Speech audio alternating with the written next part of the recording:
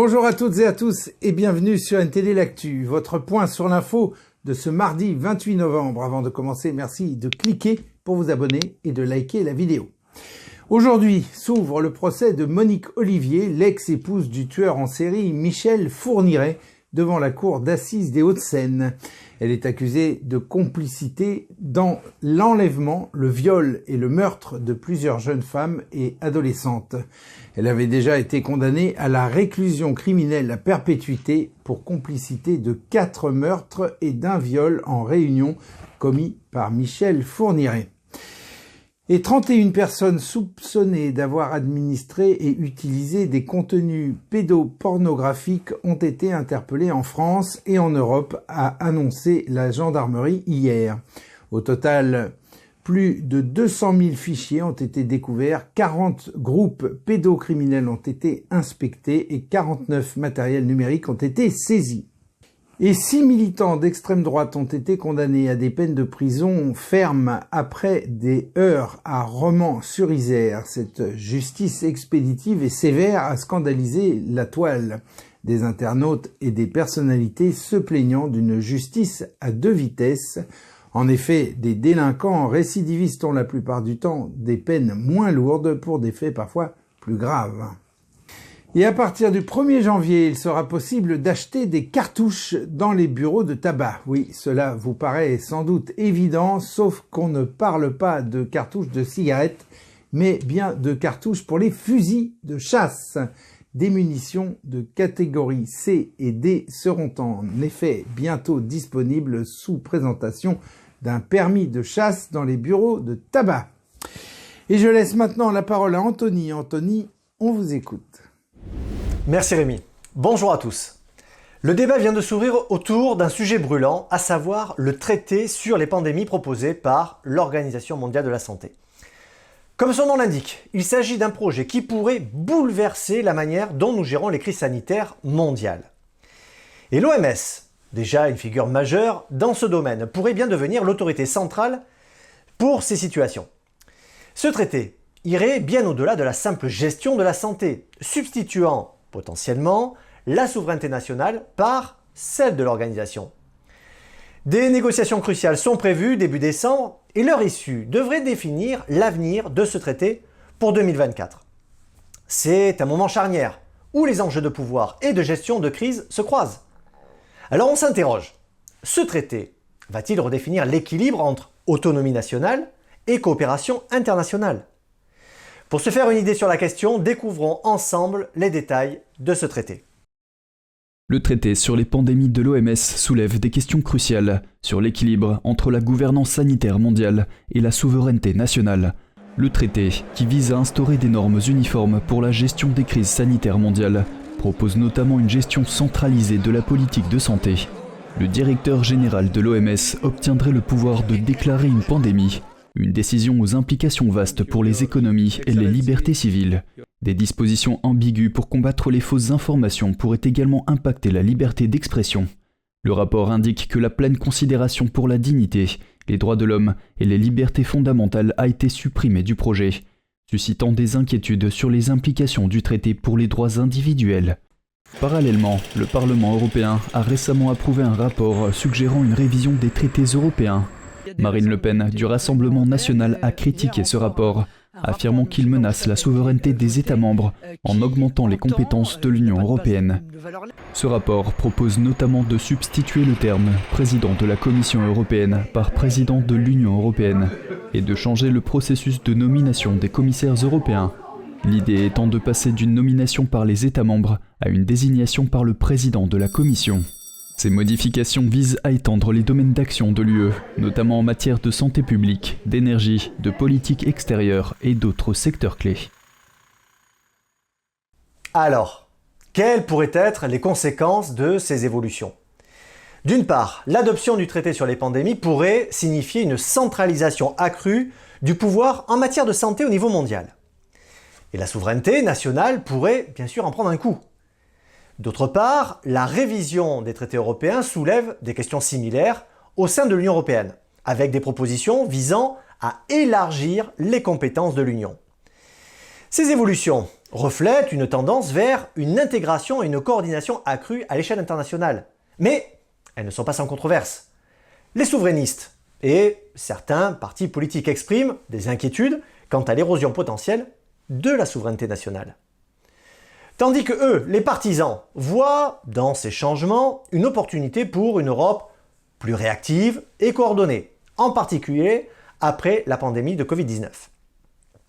En attendant, il est important de noter que le rapport adopté n'a pas un caractère contraignant et qu'il reste de nombreuses étapes à franchir avant une réforme effective des traités européens. Et ce processus nécessitera l'approbation et la ratification des États membres, bien sûr. Mais il n'est pas certain que les pays gouvernés par des forces souverainistes acceptent d'accroître les compétences de l'Union européenne. Entre autonomie nationale et coopération internationale, les prochaines étapes dans ces deux dossiers seront cruciales pour déterminer de quel côté ce fragile équilibre basculera à l'avenir. Rémi, je vous rends l'antenne. Merci Anthony. Une méga tempête a frappé la Russie et l'Ukraine occupée, a provoqué la mort d'au moins 10 personnes et en a blessé 23 autres. Et près de 2 millions de personnes ont été privées d'électricité. Les régions les plus touchées sont la Crimée, le sud de la Russie et les zones partiellement occupées de Donetsk.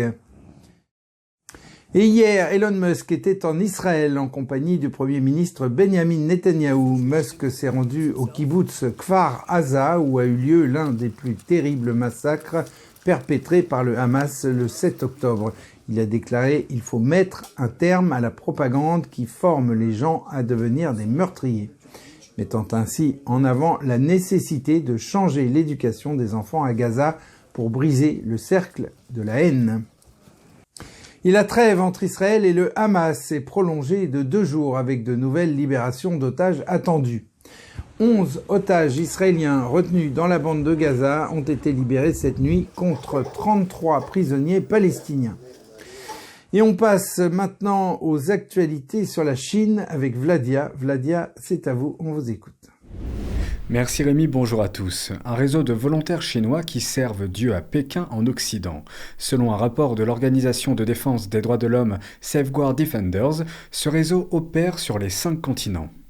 Ce réseau n'a rien à voir avec les postes de police chinois à l'étranger dont nous avons parlé dans le passé. Il s'agit de volontaires des ambassades et consulats chinois. Les ambassades et consulats chinois gèrent un réseau mondial de volontaires depuis au moins 10 ans. Des experts estiment qu'ils peuvent agir comme des quasi-espions. L'objectif est de permettre aux Chinois d'outre-mer de servir d'informateurs au Parti communiste chinois. Les résidents chinois locaux pourraient se sentir menacés en conséquence. C'est une menace pour la société.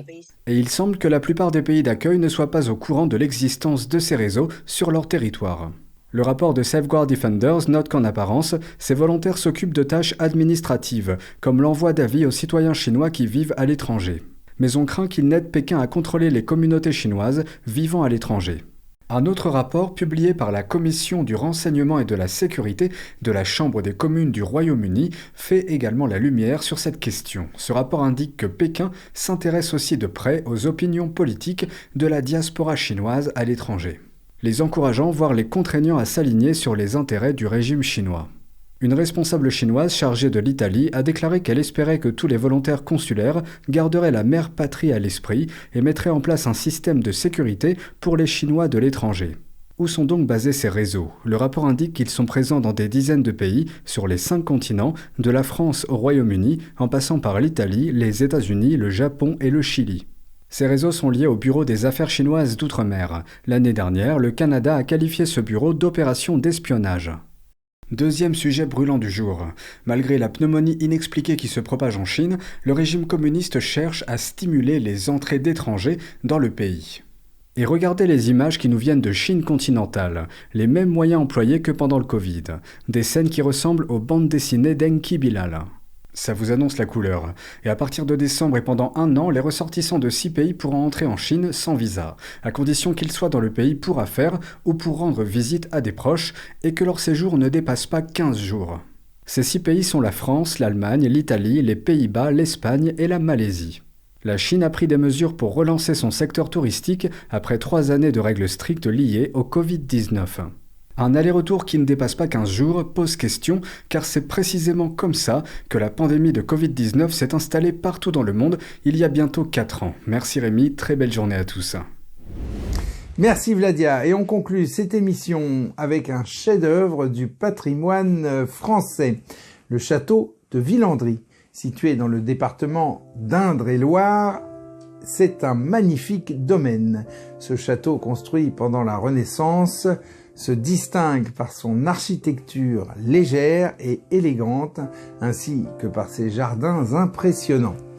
Les jardins de Villandry offrent une diversité de formes, allant du potager au salon d'amour, en passant par des labyrinthes végétaux, notamment un jardin consacré aux herbes médicinales. Le domaine du château de Villandry est sans aucun doute un endroit inspirant, offrant aux visiteurs une expérience apaisante et une véritable ode à la beauté et à la sérénité. C'est d'ailleurs tout ce que je vous souhaite pour cet après-midi, car c'est déjà la fin de ce journal. Je vous remercie de l'avoir suivi et j'aurai le plaisir de vous retrouver demain à 13h pour une nouvelle édition de NTD l'Actu. À demain.